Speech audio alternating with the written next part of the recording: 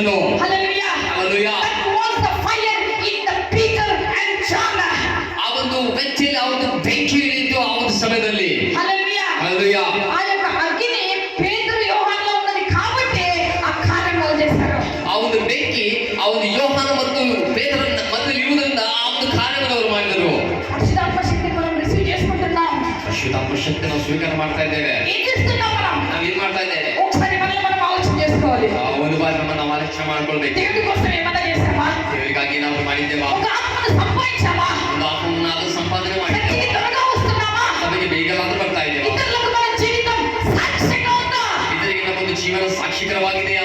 ఆ యొక్క అగ్ని ఎప్పుడైతే మనలో ఉంటుందో ಯಾವಾಗ ಒಂದು ಬೆಂಕಿ ನಮ್ಮಲ್ಲಿ ಇರುತ್ತದೋ you will never be the same again. ಅದೇ ವ್ಯಕ್ತಿಯಾಗಿ ಇರುವುದಿಲ್ಲ. హల్లెలూయా. Hallelujah.